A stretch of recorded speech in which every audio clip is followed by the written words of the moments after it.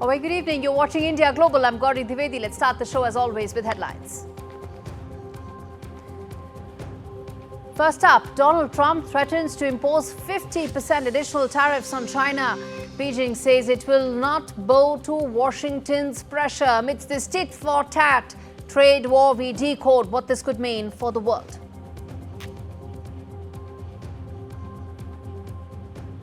U.S. plans to end work visas, international students under threat. U.S. Congress seeks to abolish the optional practical training option that allows students pursuing STEM degrees to stay in the U.S. for 3 years after their course ends. So what will be the impact on Indian students? We decode for you. In a big win for India, U.S. rejects 2611 terror-accused plea. U.S. Supreme Court rejects Dawood Rana's plea seeking stay on extradition. NIA now to try the terror-accused Dawood Rana in Delhi soon. Dubai Crown Prince's two-day India visit kickstarts. India and the UAE are set to elevate their ties to the next level. Sheikh Hamdan meets Prime Minister Modi and External Affairs Minister Dr. Jaishankar. And they are no longer extinct. Dire wolves howl again after 12,000 years. Dire wolves return as the world's first de-extinct animals.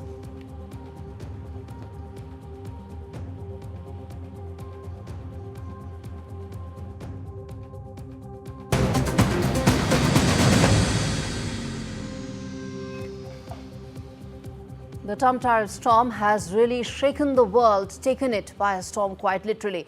There is economic uncertainty everywhere, and as the new battle looms, this time between the world's two largest economies, we ask that what could be the future? China has labeled Trump's latest tariff threat as blackmail, vowing to end and fight to end as tensions escalate towards what could possibly become the most destructive trade war in history.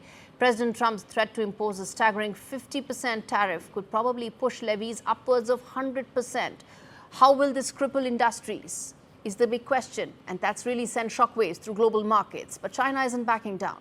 Meanwhile, within Trump's own ranks, cracks are now forming. Tech mogul Elon Musk has clashed with trade advisor Peter Navarro, calling for zero tariffs with Europe as the Dow plunged over 5% yesterday. It was the biggest drop since the pandemic. Of course, now today the Dow futures seem to be looking up, but the story is far from over because the markets may tumble again, given the fact that uncertainty and questions still remain. We ask the question, who will blink first in this high-stakes showdown? And before I get in my guest this evening, I want to put out those big questions that we always ask on India Global. First up on the show today is will a divided team force Donald Trump to climb down on tariffs? Why? Because Elon Musk is clashing with Peter Navarro. The second key question I'm going to ask our guest this evening is who will be the worst hit by these high tariffs? He slashed them across the board, but who could really be the hardest hit? Next up, are Trump's tariffs actually focused primarily on China and then everybody else is just collateral damage? The next question, how will India be impacted in all of this? We recovered from the meltdown that happened yesterday, but what's the way forward? And why have markets calmed after yesterday's meltdown? Is there something that markets know that we need to watch out for? That's the question that I'm going to first up put forward to Radhika Gupta, who's the MD and CEO of Edelweiss Mutual Fund, joining me on the show, along with Curtis S., who is from the Milken Institute as well. But, Radhika, let me start with you. Thanks so much, first of all, both of you, for joining me today on India Global. Radhika, let me start with you. Markets have looked up after the carnage that happened yesterday. I want to ask you, as someone who understands this like the back of your palm, what do you think has been the reason for the change in the sentiment between yesterday and today?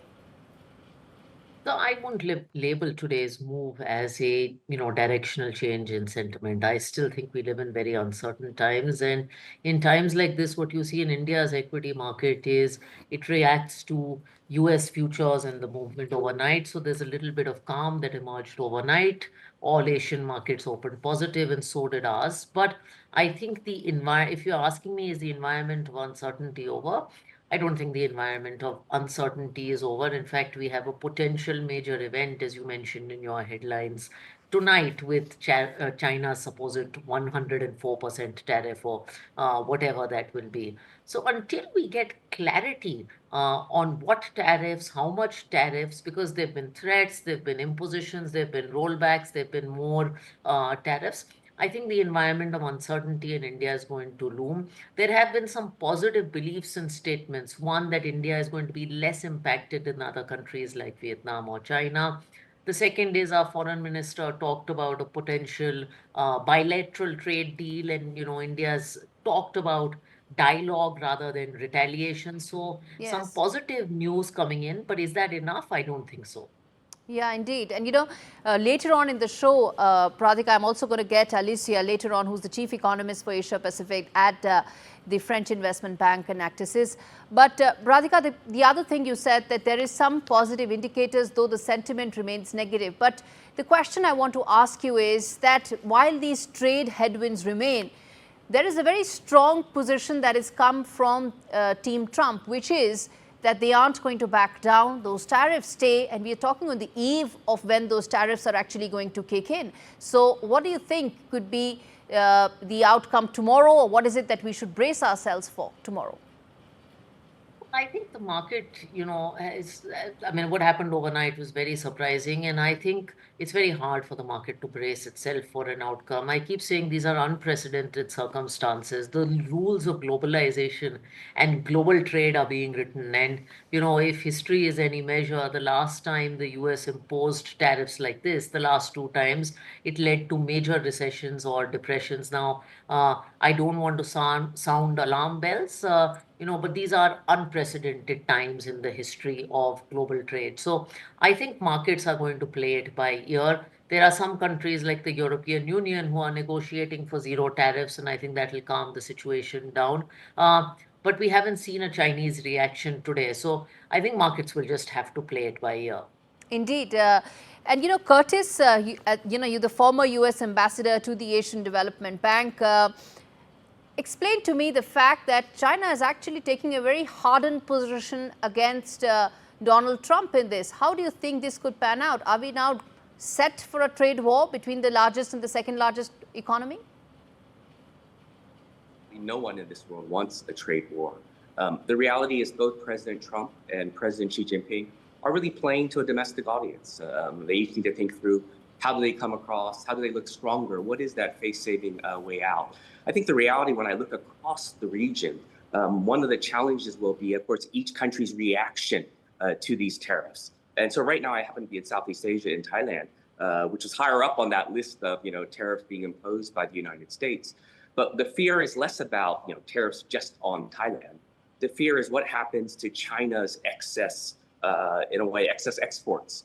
If the US, if Europe close themselves to these less expensive Chinese products, will they be shipped out across Southeast Asia with consequences for domestic manufacturers in Thailand and across the region? For many people that I deal with in the region, that is the worry. So it's not just they're worried about China's reaction back to the US. Ultimately, these countries are big enough, they will survive. But who will suffer in the interim period? That is the big issue. And I think in some of your earlier questions, you talked about collateral damage. Will the collateral damage be smaller nations, companies in smaller nations? And I think that is the real concern. For the United States and China, ultimately, as in the past, they will work something out. But who will be hurt in the interim period? That's an important question. And Radhika, you want to weigh in there that, a lot of Indian domestic industries are also very worried about it, that, China may go ahead and dump a lot of its goods in India, as Curtis was pointing out, because other trade opportunities may shut, and they would just use India as that dumping ground. I think there are two parts to this. As Curtis said, there's a dumping angle from China, particularly vulnerable industries like steel, for instance. An industry like cement is less vulnerable because it's largely a domestic industry. Steel is a very vulnerable industry. And I think to this extent, this is time for, people here also to buckle up and think of incentives and what we do about our exporters, what we're going to go out and do for our exporters. Again, India is a large country.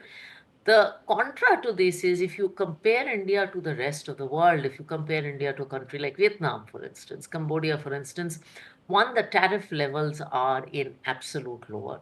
Secondly, our largest two export industries are IT services and pharma, which for now, let me say for now, have been left reasonably insulated. And if you look at the remaining amount of export impact that India is hit by, it's not very, very large. We also share very good relations with the United States. Prime Minister Modi and Trump are, reasonably friendly. I think Trump has alluded to that in multiple comments about India. So there's hope that, we'll be able to work something out. But it's really time for us as a nation to buckle up and see how we'll support our exporters in reaction to this potential China dumping. Indeed. Curtis, you want to comment there? The fact that India is relatively insulated or relatively in a better position as compared to Vietnam. I think Vietnam is one country that maybe the world needs to talk more about, given what it's really facing right now. There's an interesting point in all of this, which is that notion: have countries benefited from being shut off? I think those in the United States, those in India will know best how protected are our industries, how protected is our agriculture, is our automotive industries. So there is a real point about tariffs that President Trump has. But a lot of the folks in the past have, of course, been on what they call non-tariff barriers to trade. What are the things that a US or an India or a China does where they say, actually, we have no tariffs?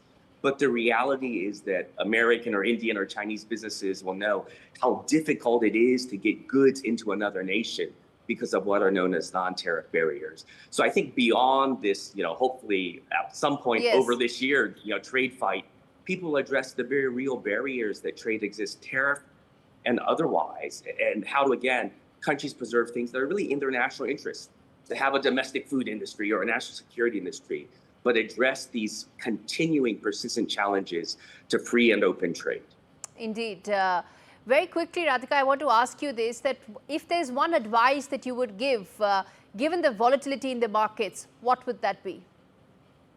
I think the advice to investors is not to take extreme reactions and to panic. The other advice, and these are uncertain times, is not to look for immediate answers. So, typically in market corrections like this, investors are looking to say, is this about to end? Is this the bottom? I mean, everywhere I'm traveling, people are asking, is this the bottom? Should I buy?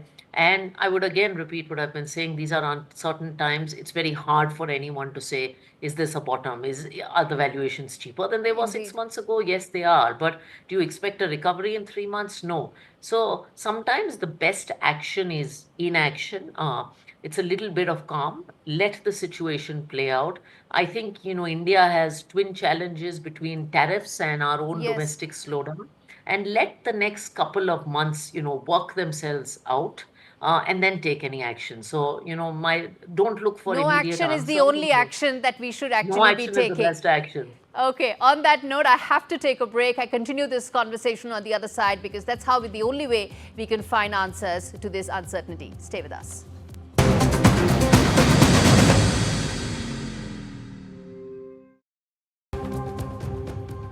As promised, I have important voices to decode what could be the way forward, what can India do, the bilateral treaty, the talks that are currently on, will that ensure that India remains insulated or at least is able to cushion some of the impact from this uncertainty? Let me now get in Alicia Garcia Herrero, who's joining me to talk more about what could be the way forward. She's joining me from Paris. She's the Chief Economist for Asia Pacific at the French investment bank Natixis. Alicia, good to have you on the show.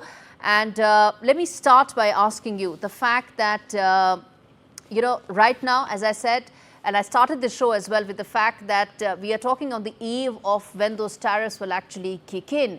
You want to weigh in on the fact that what is it that we should prepare ourselves for, or what is it that the world should prepare itself for? Well, tariffs on China are coming on the 9th, but there may be negotiations with other countries. So what we really know is that China will basically face humongously high tariffs that will not allow China to export to the US directly. Other channels like Vietnam, which is extremely important for China, with around 600 billion in a trade surplus with the US, much of which around 60% is Chinese related, might open up if negotiations between Vietnam and the US come to fruit. But this is not yet sure. Actually, it's still unlikely because we've not seen major actions yet being taken by the Vietnamese government. Indeed, Vietnam is one aspect of it. But Curtis, let me ask you on one interesting development that's taken place, which is the fact that within the team Trump, there is difference of opinion as to what these trade tariffs are meant to accomplish. Do you think that gives you hope that maybe some of this could actually unwind sooner than we think? You know, it's really unclear. I mean, the reality is when we think about what is going on in the Trump administration, there is one decider. It's the president. And the reality, in many ways, he's driving this global agenda. And remember, I think he's only been in, 75 days or so. But very clearly, there is some disagreement between, almost like the more traditional people, probably that study the same economics that you and I study, and others who are saying, well, is this a sea change and a necessary sea change to address persistent deficits between nations? It's also fascinating that we always focus, of course, on the goods, the trading goods trade deficits. The reality is the United States has a services surplus with many nations around the world, and overall, you add it all up, the U.S. has a services surplus. So, the world of trade is changing, but still we're looking at things through these old prisms of the goods trade deficit. But very clearly, countries are already trying to work around things that have been imposed in the past. As you just noted, yes. Chinese companies are exporting now via Vietnam. And now what will Vietnam do when they realize part of one reason that this is happening to them and why they were ranked so high on that list is because of the use of that nation by Chinese companies to, again, send products to the U.S. Where will those products go if they cannot go to the U.S. or Europe from Vietnam? Those are the key questions I think all these other countries are trying to find answers to. Yes. And Alicia, let me ask you this. You mentioned Vietnam, you mentioned some of the other Asian economies. They suffered their worst yesterday since the Asian crisis. I have to ask you this, that, what do you think that they could do to be able to find some sort of a balance between what Trump's demands are and their own trade concerns? So you use the right word, Gaurie, trade balance. So this is what Trump wants. He wants a balanced trade between any nation in the world and the US. This is very difficult, in some degrees impossible to reach. And also because if the US were to have a fully balanced trade, it would not import capital to finance its trade deficit. So there's a lot of things that he might not like eventually from a balanced trade with every country in the world. But because so far this is the objective, Asian nations need to try to balance its trade. I think if they can't, which many will not, Vietnam is the best example. I think they need to open their markets to to US companies. So in other words, market access. Is that what it is, Curtis? So simple, 2 words, market access. The world is going round and round and not able to understand? Certainly that's clearly a key part of it. And again, as I said earlier, I think in India and the US, in whatever nation, we in those countries know best how open our markets are, how expensive that American car is or how expensive that American phone is. We ourselves know the reality of the situation when we try and buy products or services from elsewhere. But I think one solution, and I think we're even seeing it out, I think earlier you talked about the meeting between the leadership of, say, the UAE and India, is will there be efforts to push for greater and what we call South-South cooperation? And part of that will include, will countries like China and others encourage domestic consumption versus driving their economies through exports? So again, I think the reality, it's just not the US that needs to evolve. So when we look at all these countries around the world and how they have grown in this generally very peaceful times, how do they need to evolve, given that this has been now the reaction from the US to the present situation? Okay, then Alicia, let me ask you the one word that everybody wants an answer to. And I think many people believe that it's actually just the China factor. Everything else is just collateral damage. These Liberation Day tariffs are all about countering China when it comes to Donald Trump. It is the main target. It is very clear by now. The fact that China retaliated nobody else did. Now Europe is announcing 25% tariffs, so Europe might retaliate at nearly the same level. We'll see what happens. If Trump does the same thing with Europe as he did with China, i.e. an additional 50% tariffs, maybe I will say China is not targeted. But so far, I feel China is the target. Curtis, you want to come in there, sir? That this is just about countering China, and Vietnam and every other country is because of that extension. You know, clearly a lot of this is about China, but it isn't just about China. And again, as we think about trade flows, the reality is China has grown wealthy through the present system. Now that system is under threat.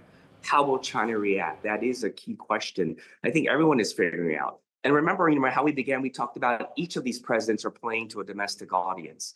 The reality is that... You mentioned this is not about China.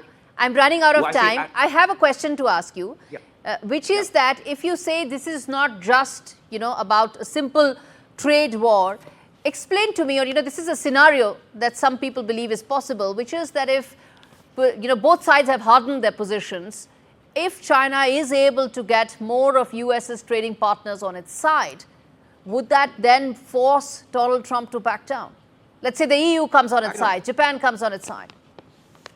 My gut is that won't happen. And the reality, whenever I'm on your and other shows in India, I'm really the optimist, and maybe always the outlier optimist. But I think this can ultimately lead to some positive change in our situation. I just came back from Hong Kong, our first Milken event in Korea. I was just in Saudi Arabia. All of them suffer from challenging headlines. But I would say to people, whether it's China or the US or India, visit those places and see firsthand what is going on and the reality that businesses and everyday consumers face. And hopefully that will contribute to companies coming together to move things forward. And ultimately, hopefully keeping this, not just a trade war, but keeping it to a more peaceful situation. I think Donald Trump, maybe it's fake news, once said, I don't like war, but maybe trade war, there's a method to all this madness. But let's hope this will lead to positive change. I do hope that there is some method to that madness, and I think that's the only optimistic note I'm going to end this on. Curtis and Alicia, thank you so much for joining me on India Global today. And viewers, bottom line really is that tariff announcements is, well, classic Trump playbook, where geopolitics and economics go hand in hand. The division in Team Trump shows that the unsustainability of these high tariffs is known to those in the system as well. But these will probably mark the beginning of trade talks. 50 nations, no less, who want to speak with Donald Trump to cut better deals. And this is exactly what President Trump wants, or at least that's what his electorate wants. More favorable trade deals for America. But the risk here is that if China and a few other large trading blocs like the European Union do come together for a hard bargaining against these tariffs, will that change things? And I guess that's the unpredictability, which is really the real turmoil in global trade right now. And on that note, I'm going to slip into a break, come back with more stories on the other side. Stay with us.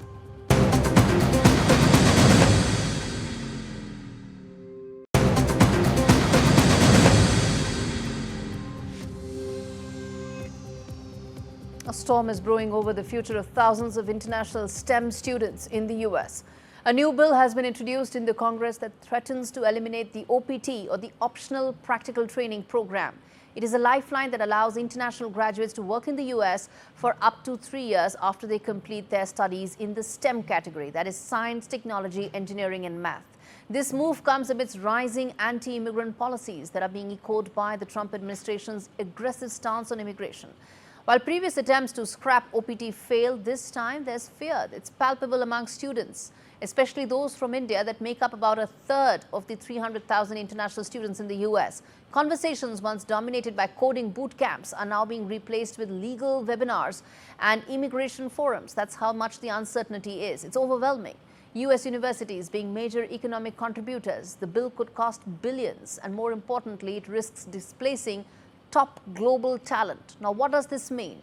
We want to decode this for all our students who may be looking to go there. And before that, let me quickly now put forth the big questions that I will now raise and hopefully try and find answers to. First up, why is Trump really targeting legal immigrants? It was a crackdown that started against illegal immigrants. The next question, will this hit the US as a premium destination for international students? And will this then hit the economy as well? The next question, will targeting STEM students, that is science, technology, engineering and math students, actually hurt the US economy significantly? The last question, what options are really left for F1 visa holders if they do not have OPT, that is the optional practical training? They will have to go back the moment their course ends. What are their options right now? Let's get into Sudhanshu Kaushik, who is Executive Director of the North American Association of Indian Students, joining me to talk more on this. Sudhanshu, good to have you on the broadcast. Let me start by asking you, how significant are the fears right now in the F1 student category, especially for the STEM students? Hi, Gaurie. Thanks for having me. Look, it's not just STEM students. I know that you're talking about the OPT legislation that was introduced in Congress, which has its merits, doesn't have its merits, and it's not likely to pass. The fear is among F1 students. Again, you know, the U.S. issues 400,000 F1 visas every single year. Almost half are given to Indian students. So proportionately, anything that happens legislatively within the international student demographic will proportionally affect Indian students. So obviously there is a fear of what's going to happen, but it's here. I don't know if you saw, but just yesterday, over 150 students have been deported from the United States. Their visas, their F1 visas have been revoked, and about 50 to 60 of them, proportionately, are Indians. Indeed. That they've had. Sudhanshu, which brings me to ask that the whole campaign was about illegals, right? They were called illegals. It was just about illegal aliens. Where exactly did highly educated students come into the middle of this? Yeah, I mean, this is not the opportunity to say, oh, we told you so. I'm from Alabama, so I understood that rhetoric. I've heard it my entire life growing up. And I've said this before, is when someone attacks you, they don't ask your nationality or if you're college educated or graduated. They don't ask you your visa status. You're different to them. And I think this is the same sort of rhetoric when it came to immigration, is just putting everyone under one gambit. And I just don't understand. You know, I was told that President Trump is a deal maker. He makes good business deals. How is this a good business deal when over $200 billion are at risk because Indian students, spend that much here in the United States on higher education, and putting fear in them, telling them that you might or might not have a future here, you might or might not even be able to get your degree here. I've heard a lot, Gaurie, about how, this isn't specifically for all international students or STEM students. A lot of my STEM friends are saying that, hey, we're safe. They want us. This legislation Are you saying nobody's safe? Are you saying no international students are safe right now in the US because of the uncertainty around visa concerns and the fact that they may be sent back? It's not visa concerns. It's the freedom of speech. It's the freedom of academic thought. It's the ability to have the same alienable rights that the Constitution decrees, the U.S. Constitution, on any citizen, but also anyone that is on U.S. territory. Those have been at risk. I mean, again, the 150 deportees, the F1 students that were sent back, these students, look, people are saying that, oh, they were taking part in protests, but what's that thin line? I mean, this is unprecedented, right?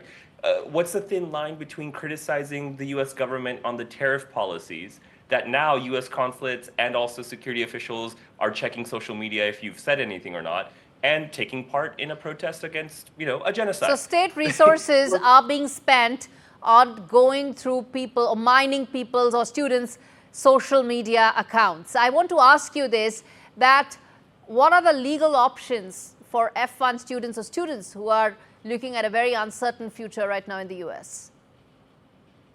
Yeah, I mean, look, I'm not a lawyer. We do give pro bono legal advice as NAAIS. What we're telling people, and there are some really good organizations, the ACLU, people that are actually fighting these cases on an individual one-to-one basis to, set a precedent. But right now, it seems the administration has won, for right now at least, that, these people are being deported, that, your visa is not a right. It is, something that the United States gives you, and what they see fit, they can do with it. So I think that right now it's too soon to be able to tell. What I'm worried about, Gaurie, are the people, for example, the Indian students who spent hundreds of thousands of dollars, took loans out, and might not be able to graduate. Those people that were about to fight their dissertation but had to leave midway or self-deport, what happens to their 7 years of academic career life that they've spent? It's a lot of lives being disrupted, and the biggest fear, Gaurie, is about the amount of Indian students that come every single year. Indeed. It was a thriving business for Indians and the U.S. colleges. That's up for disruption. Absolutely, Sudhanshu. Thank you so much for joining me today on a story that impacts, as you rightly said, hundreds of thousands of students. And bottom line, viewers, really is that Donald Trump's crackdown on illegal immigrants has taken a very dangerous turn. By targeting students with F-1 visa, Trump's crackdown will have negative repercussions for the U.S. economy as well, not just the large universities, but also because STEM, or science, technology, engineering and math, as a category, are areas where the average American student actually fares very poorly compared to OECD. Take just maths, for instance. American students fare 28th out of the 37 OECD countries. So they need these foreign students, at least the highly educated ones, like from India, to power their own economy. It's not for nothing that most tech companies in the US, have prominent Indian tech talent, because the US economy needs it to grow and to prosper. And cutting that link is really going to cost the US economy very dearly. On that note, moving on to an Indian entrepreneur's nightmare that unfolded at Alaska's Anchorage airport. Shruti Chaturvedi, founder of India Action Project, was detained for 8 hours. She was stripped of her warm clothes, subjected to a male officer's physical check, and questioned by the FBI, all over a suspicious power bank. What is happening in the US? They're now denying basic rights, no restroom, no phone call, forced to miss her flight. Chaturvedi shared all of this on social media, and she's now joining me to talk more about her agony as to what really happened. Shruti, thank you for joining me to take out time to speak to me on India Global. Let me start by asking you, I was seeing through your account, and by all accounts, it's very, very shocking. Could you tell us what really happened there? Yes. This was Anchorage Airport in Alaska, and we had our flights to our respective countries wherever we were heading to. It was me and my friends. One of our friends, unka flight tha, who I had gone to drop, and I had my flight in the next 4 or 5 hours. So I'd gone to drop her, and she went inside first. And then I get a call from her. I was outside at the Starbucks just having my coffee, and I got a call from her saying that they've seized her passport, apparently because they detected a power bank in the bag. The next message the next call that I got from her was that there was an anti-bomb squad that was being called, and she was being detained, and that was the last message. And then they just took away her phone, so I could not reach her. So of course I started calling a few friends in India on what to do in a thing like this. So they just somebody advised me, like, go talk to the police there and ask what's the status. I went to the Anchorage police station at the airport to ask that this is the last message I received from my friend, and I want to know where she is. And they said, "Oh, are you her friend?" And I said, "Yes." And they were like, "Oh, because of the nature of the crime, we are also detaining you." And this was the only information I was given. And they just took away my phone, they took away my jacket, they checked me, and then they said, "We are also detaining you." And this was the airport police station, and they took me to a room in the airport, and that's where I was kept for like 8 hours. Shruti, you've also mentioned in your social media post that you were searched by a male officer. What happened? Yes, that is correct. They did not have a female officer, and while they were taking my jacket and everything, is when the male officer checked me. And this was on camera because they're supposed to do this with the camera on. And they did not even give me an option to say that I do not want to be checked by a male officer. They just said that I have the camera on and I'm going to check you.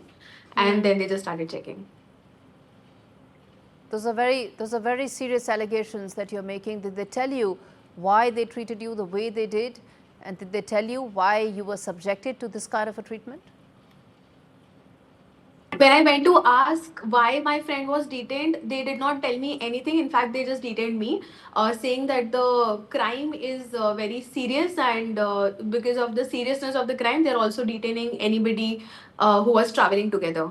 And that's the reason why my friend Shilpa was also detained, and I was also detained. And they did not give us a reason till like the FBI officer came to the room where we were kept, like, and we were all kept like in different rooms. So I did not know where my friend was. My friend did not know where I was, and there was another third friend back at the Airbnb, and she had no clue where all of us were. And they kept us in different rooms. And when the FBI officer came, is when the officer said that they found something suspicious in her bag. Not They did not even tell us that it was the power bank. They said they have found something suspicious, and I will go further ahead to also share that they found the power bank. They took it in front of her from her bag, and somebody at the airport security put the power bank in the luggage bag, in the cabin luggage bag, with a duct tape. And that's the picture that they took and gave it to the FBI, saying that she was hiding the bank with the duct tape, which was pure nonsense, because she had no reason to do that. And in fact, our friend, she kept saying that you've done that in front of my eyes. Why are you fabricating a false evidence? And in fact, that's the image that has been given to the FBI, with the power bank with a duct tape on. And that is something that they said that this is. They even said that the object was something that could detonate. So yeah, that was what they told us. And how did they let you go? Did they accept the blunder that they had made? No, they did not say that they committed a mistake. It took at least 7-8 hours. There were multiple rounds of questioning by the FBI, where they kept coming and asking the same questions again. I think they were asking me the questions. They were asking my friend the questions. They even asked like why you were there, which car rental company we rented the car from. Multiple questions here and there. And that's it. Like, in fact, when I was in detention, I told them if they can just make a phone call to my father and just inform him that I'm here, because they took my phone away without any notice. So I could not even inform anybody that I was like in detention for 8 hours. And I told them if you can make a phone call, which they did not. They let us. I remember just passing out, and when one officer came and he was like, "Okay, we're letting you go because we could not find anything," and that was it. But despite all of this, they've not even returned the luggage bag yet.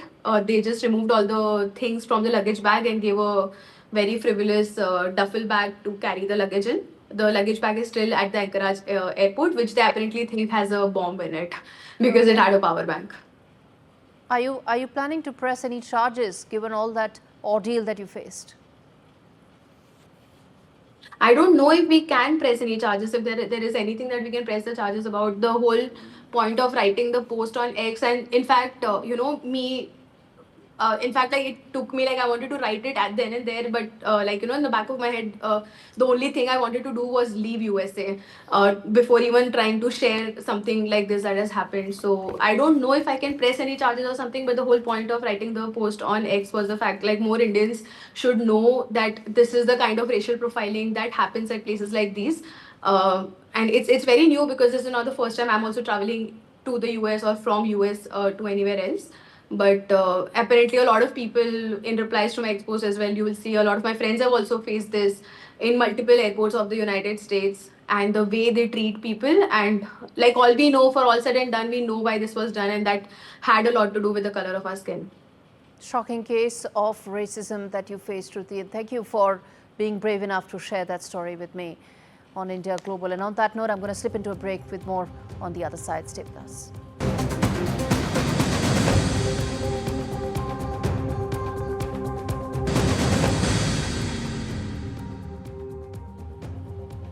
Diplomatic tides are shifting in the Indian subcontinent once again, as Bangladesh has sent a new High Commissioner to India. Just days after a key meeting between Prime Minister Modi and Chief Advisor Mohammad Yunus at the BIMSTEC summit in Bangkok. Riaz Hamidullah, a seasoned diplomat with decades of experience, has now landed in the Indian capital. He's a 1995 batch officer of the Bangladesh Foreign Service. His appointment comes after a long vacancy, and his arrival is marking possible signs of a thaw between India and Bangladesh. Now, what does this mean, his arrival? Will the diplomatic strain between India and Bangladesh now be addressed? Let's get in my colleague Mohammad Ghazali to fill us in with those details. Now, Ghazali, this is an important diplomatic assignment, an appointment. It's actually a fresh chapter, one would say, in the bilateral relations between India and Bangladesh. Oh yes, certainly. And coming in the wake of the meeting, in the backdrop of meeting between Mr. Yunus and Mr. Modi, it certainly shows that both the sides have discussed it, because his appointment happened in Feb. He has only taken charge yesterday on Monday. So that shows that it was in the waiting until they got a final go ahead from the Indian authorities. And after that meeting, perhaps it appears now that the relations should move towards a positive development, because both the leaders, if you ignore the fact that how the press secretary of the chief advisor spoke about Sheikh Hasina and how India has assured Bangladesh that Sheikh Hasina will be extradited, or some positive response was given. If you ignore that fact, but both the countries have spoken about that from here now onwards. Prime Minister Modi spoke about that how the border dispute issue needs to be addressed, law and order should be maintained in that particular area, and also any rhetoric which kind of vitiates the atmosphere should be avoided, was what the Prime Minister spoke about. And Bangladeshi chief advisor Mr. Yunus also spoke about that how since 1971, the war of liberation, how India has always provided unwavering support to Bangladesh in all its crises. So it appears now with the appointment of this new High Commissioner, somebody who has studied in Aligarh Muslim University here, he knows the region well. He has also served in Sri Lanka as Bangladesh's High Commissioner over there. So somebody who knows the region and has been appointed at a critical juncture when the relations are now going to resume between the two countries. It appears now that both the countries now want to move forward, and it's a positive development in that regard. All right, we'll wait and watch as to how this pans out between India and Bangladesh. Ghazali, as always, appreciate you joining me on the show. Turning attention now to Ukraine, where the Ukrainian President Zelensky has publicly acknowledged for the first time that his troops are active in Russia's Volgorod region, which borders Ukraine. Zelensky stated that Ukraine is conducting operations in the border areas, called the action absolutely just, noting that the war must return to where it came from. His comments also refer to Russia's Kursk region, where Ukraine retains control of a small area following a massive offensive last year. But Moscow has regained most of that territory. Zelensky has, in fact, minutes ago posted our military captured two Chinese citizens with a purported video of the two who were fighting as part of the Russian army. This took place on Ukrainian territory. In Donetsk, there are documents of these prisoners, bank cards, personal data. That's what he's saying. And he went on to claim having information that there are significantly more such Chinese citizens in Russian units. Now, where is this war headed? The fact that there is now possibility of Ukrainian troops inside Russian territory, the fact that they are now capturing some of these Chinese troops, what does this indicate? Where is the war headed? Siddharth Rajouri, who's a researcher on Russia, joins me. He's working at the ORF. Siddharth, how do you see this development? Because to me, it indicates that the war now looks far from over. Any peace talks that were looking now don't look so promising. Indeed, yes. This will complicate any kind of peace talks between Russia and Ukraine, especially. But unlike the Kursk incursion that happened last year, this one seems to be like a defensive move to ensure that Russia, who's actually Russian forces which have taken back much of the territories in Kursk, to ensure that troops don't spill over to Sumy region in Ukraine. It's to ensure that it's just to stall the advance of the Russian forces into Ukrainian territory. Zelensky has made this move. But it's also to be understood that Belgorod has been at the forefront of Ukrainian attacks since the invasion began. This region has been subject to artillery and drone strikes. I mean, since March 18th, about 49 drone attacks were conducted on the region. This even including energy strikes. At present, Ukraine has control of Demidovka, 7 kilometers into the Russian border. This also comes in light of Russia's capture of Shuja. It's to ensure that Ukrainian forces are, trying to stall the Russia's advance into Ukraine, and it's also to be understood that the Russian forces, like when Ukraine invaded Kursk last year, Russian forces declared emergency in 3 and 4 regions. But so Siddharth, one of the regions was Belgorod. I want to ask about one thing that Zelensky just tweeted, saying that we need to bring the war back to where it started. What does that mean? What's that message that President Zelensky is sending? I think the message President Zelensky is trying to send that the war started on February 24, 2022, with Russian forces entering Ukraine from 5 axes. One of the axes was from the Sumy region in Ukraine. So the troops crossed in from Belgorod to Ukraine. Presumably, that could be what Zelensky is trying to talk about. And on another note, when on the Chinese soldiers fighting in the Russian armed forces, we have to understand that a lot of troops from various nations have been fighting in the Russian army. They may not necessarily be soldiers, but they may No, just they may be be workers. mercenaries. They may be mercenaries. There were North Korean soldiers earlier, but the presence of Chinese soldiers does complicate things, doesn't it? Actually, it's quite difficult. It's not an easy answer because at first we're not certain of their nationality to begin with. The Western sources indicated that more than 12,000 North Korean troops were fighting in Russia, but there was no conclusive satellite evidence of the same as well. So I think the incident of Chinese soldiers fighting in Ukraine requires a bit more investigation and a bit more time. So far, if you go across Russian media, on the recent news, I think there's nothing much reported apart from routine strikes against Belgorod since 18th of March. But then, the media has not reported in Russia that anything significant has happened. Yesterday was the first time President Zelensky reported of something at this level, that the Ukrainian forces were in Belgorod. And finally, very quickly, it seems that President Trump is preoccupied with tariff right now, and the peace talks with Russia, Ukraine seems to have gone to the back burner. You think so? Yes, I think this is it has complicated the peace talks because, as far as I remember, last year before the Kursk incursion happened, there were peace talks scheduled to happen in Qatar on stalling attacks on energy infrastructure. So I think this will complicate peace talks. But then we have to remember that Zelensky he labeled this as a defensive move and not an Yes. offensive one. So I think even that also has certain calculation to All be right. factored in. Yeah. Let's leave it there, Siddharth. Thanks much for joining me Thank you so much. to decode that development. And as we wrap things up, well, I have to tell you about Romulus. Well, they were gone for 12,500 years, but now they're back. Whom am I talking about? Romulus and Remus, resurrected from ancient DNA, living proof that extinction isn't permanent. Created by colossal biosciences, these pups are just the beginning. Next up, well, woolly mammoths, totos, even Tasmanian tigers, who knows? While billionaires dream of tiny mammoths, the real question is what happens when we bring the apex predators back? Extinction is no longer permanent. But as I wrap this up, I'm going to ask all of you viewers, are we ready for that reality? Thanks so much for watching this edition of India Global with me.